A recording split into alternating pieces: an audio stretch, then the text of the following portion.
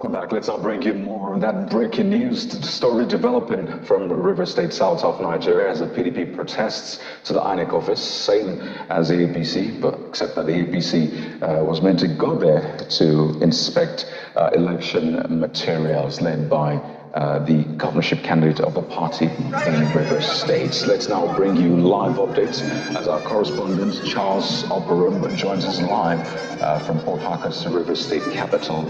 Charles, we understand that violence broke out as you reported earlier on, but first it's important to establish that you're safe where you are right now, but also walk us through what exactly is going on there.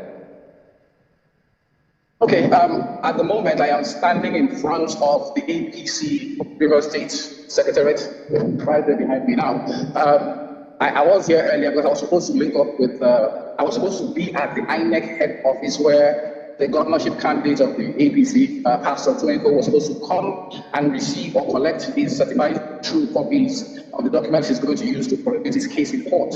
Now, early this morning, we understand that the men or people of the People's Democratic Party had a protest at the INEC office. Nothing wrong with that. But at the time, the traffic buildup was heavy because we were kind of blocking the road. In fact, I had to walk a very long distance. If you know Port Harcourt very well, I had to walk from as far as Bobby Camp up till INEC office because the traffic was so heavy, because of the road blockage. Now, when Toyoko's entourage got to GRA Junction, there was some violence. They were attacked by some dogs. We're yet to ascertain the identity of these people who attacked him, but saw smashed vehicles, and they were forced to turn back and return to the APC Secretariat.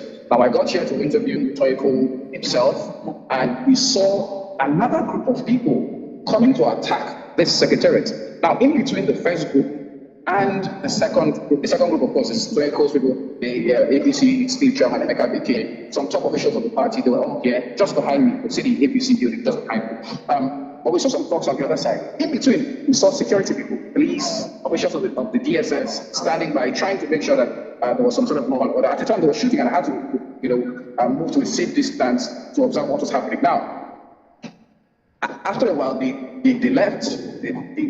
Then we had an interview with Twenko. It was safe to have that interview with him outside.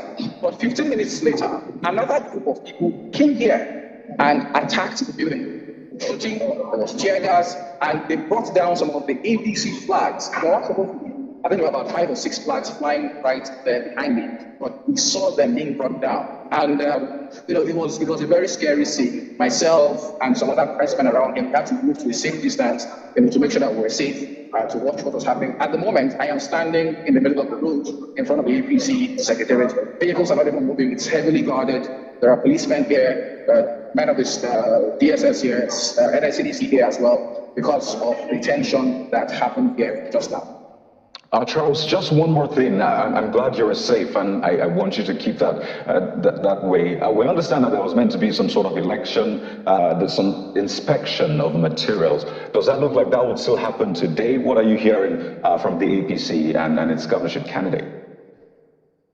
All right, so when I spoke to Toyoko about 30 minutes ago, I asked him that question. He said they were not going for an inspection, they were going to collect certified true copies of the documents they had requested of INEC. Because the argument outside was, those outside were asking to have a joint inspection. But the APC chairman, Emeka Bekele, said, no, we are not going for an inspection. We are going to collect documents which we have written to INEC to release to us to help us with our case. That was the position of the APC. So I asked him, what is your next line of action? And he told me, no matter what happens, he's definitely going to make sure he gets his hands on those documents to prosecute his case in court. Because according to him, Friday is the deadline. It's 21 days. He has a 21-day window to make sure that those documents are gotten and filed in court. Now, this is where it gets more interesting. Because of this short window, the feeling in the APC here is that they are going to be prevented from gaining access to INEC office to get those documents until the window passes, and they are no longer able to file their case, and it's thrown out, on technicalities. That was what Toyoko was saying. We are yet to hear from INEC. I have tried to gain access to the INEC office, but that place is heavily barricaded. I had to turn back, come this way. Maybe after this moment, I'll try and gain access to that place, to the INEC office on Amaro. But the security presence there is so heavy. It's so heavy. But hopefully, we can do that. Right. One more thing, we did not get any casualties. There were no casualties. We saw a few people who had Uzis, we saw smashed vehicles and all of that. But thankfully, so far, there have been no casualties, and we hope it remains that way.